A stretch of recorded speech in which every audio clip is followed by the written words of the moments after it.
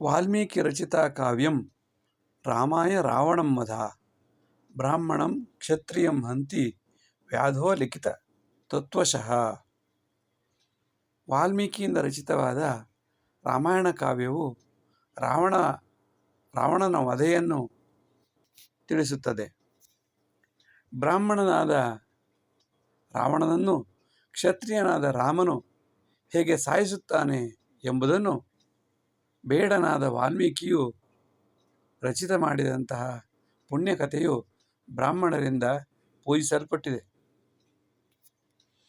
ಬ್ರಾಹ್ಮಣೋಪಿ ಲಂಕೇಶ ಕ್ರಿಮಿಕೀಟಾದಿಭಕ್ಷಕ. ಲಂಕೇಶನಾದ ರಾವಣನು ಬ್ರಾಹ್ಮಣನಾಗಿದ್ದರೂ ಕ್ರಿಮಿ ಕೀಟದಿಂದ ಆರಂಭಿಸಿ ಎಲ್ಲ ರೀತಿಯ ಪ್ರಾಣಿ ಪಕ್ಷಿಗಳನ್ನು ತಿನ್ನುತ್ತಿದ್ದ. ವ್ಯಾಧೋಪಿ ಸತು ವಾಲ್ಮೀಕಿ ಸಂತುಷ್ಟ ಸಸ್ಯ ಮೂಲದಂ.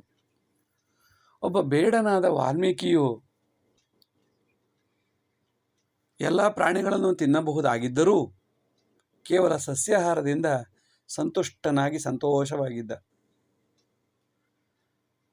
ರಾವಣಯೋರ್ ಮಧ್ಯೆ ಯುದ್ಧಾಯ ಮೂಲ ಕಾರಣಂ ಏಕಪತ್ನಿ ವ್ರತಸ್ಥೈಕ ಅಪರಲಂಪಟಃ. ರಾವಣರ ನಡುವೆ ಆಗುವ ಯುದ್ಧಕ್ಕೆ ಮೂಲ ಕಾರಣವೆಂದರೆ ರಾಮನು ಏಕಪತ್ನಿ ವ್ರತಸ್ಥ, ಒಂದೇ ಹೆಂಡತಿಯ ಜೊತೆಗೆ ಸಂಸಾರ ಮಾಡಿಕೊಂಡಿರುವಂತಹ ವ್ಯಕ್ತಿ. ಇನ್ನೊಬ್ಬ ಅಪರಲಂಪಟ, ಯಾವ ಸುಂದರವಾದ ಹೆಣ್ಣು ಮಗಳು ಸಿಗುತ್ತಾಳೆಯೋ ಅಂಥವರನ್ನೆಲ್ಲ ಅತ್ಯಾಚಾರ ಮಾಡುವಂತಹ ಬ್ರಾಹ್ಮಣ ರಾವಣ. ಇವರಿಬ್ಬರ ನಡುವೆ ಇರುವಂತಹ ಒಂದು ಯುದ್ಧ, ಒಂದು ಅನಾದಿ ಕಾಲದಿಂದಲೂ ಬಂದಂತಹ ಯುದ್ಧ, ಬಹುಶಃ ಈಗಲೂ ನಡೆಯುತ್ತಿರಬಹುದಾದ ಯುದ್ಧ ರಾಮಾಯಣದಲ್ಲಿ ನಡೆಯುವ ಯುದ್ಧವು ರಾಮ ಮತ್ತು ರಾವಣರ ನಡುವೆ. ರಾಮ ಏಕಪತ್ನಿ ವ್ರತಸ್ಥನಾಗಿದ್ದರೆ ರಾವಣ ಬಹು ಲಂಪಟನಾಗಿದ್ದ. ಇವರಿಬ್ಬರ ನಡುವಿನ ಯುದ್ಧದ ಮೂಲ ಕಥೆಯೇ ರಾಮಾಯಣ. ಇಂದು ಪ್ರಸ್ತುತವಾಗಿರುವುದು ಇದೇ ಕಾರಣಕ್ಕೆ. ಸ್ಮಿತಾರಂಭಿ ವಚೋ ರಾಮ ಉಚ್ಚಸ್ಥಾನೇ ಪ್ರಜೀವತಿ ಅಹಂಕಾರಾದಿ ನಿರ್ಮುಕ್ತ ಯಜ್ಜೀವತಿ ಸಜೀವತಿ. ರಾಮನು ಏಕೆ ಎಲ್ಲರಿಂದ ರುಚಿಸಲ್ಪಡುತ್ತಾನೆ, ಗೌರವಿಸಲ್ಪಡುತ್ತಾನೆ ಎಂದರೆ, ವಾಲ್ಮೀಕಿಯವರು ಹೇಳುವಂತೆ ಸ್ಮಿತಾರಂಭಿ. ಯಾರಾದರೂ ಎದುರಿನಲ್ಲಿ ಸಿಕ್ಕಿದರೆ ಅವರಿಗೆ ಮೊದಲು ಮುಗುಳ್ನಕ್ಕು ಮೊದಲೇ ಮಾತನಾಡಿಸುತ್ತಿದ್ದನಂತೆ. ವಚೋ ರಾಮ, ಮಾತನ್ನು ಮೊದಲೇ ಶುರು ಮಾಡುತ್ತಿದ್ದನಂತೆ.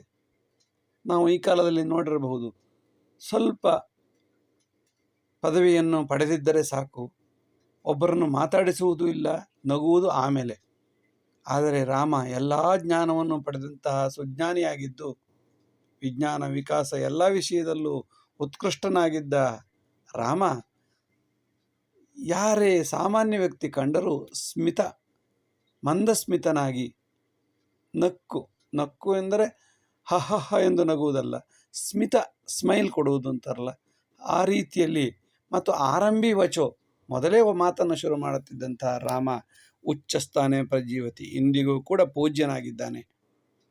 ಅಹಂಕಾರಾದಿ ನಿರ್ಮುಕ್ತ, ಎಷ್ಟೇ ಜ್ಞಾನವಿದ್ದರೂ ಅಹಂಕಾರ ಇಲ್ಲದ ಯಾವ ವ್ಯಕ್ತಿ ಇರುತ್ತಾನೆಯೋ ಅವನು ಇಹದಲ್ಲಿಯೂ ಪರದಲ್ಲಿಯೂ ಯಜ್ಜೀವತಿ ಸಜೀವತಿ, ಅವನು ಸದಾ ಸರ್ವಕಾಲದಲ್ಲಿಯೂ ಎಲ್ಲರಿಂದಲೂ ಪೂಜಿಸಲ್ಪಡುತ್ತಾನೆ.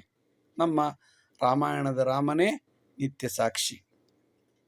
ಶ್ಲೋಕತ್ರಯಂ ಮಯಾ ದತ್ತಂ ವಾಲ್ಮೀಕಿಯೇ ಪಾದಪಂಕಜೆ. ವಾಲ್ಮೀಕಿ ಜಯಂತಿಯ ಪ್ರಯುಕ್ತ ರಚಿತವಾದ ಈ 4 ಶ್ಲೋಕಗಳು ವಾಲ್ಮೀಕಿಯ ಪಾದಪಂಕಜಕ್ಕೆ ಅರ್ಪಿತವಾದವು.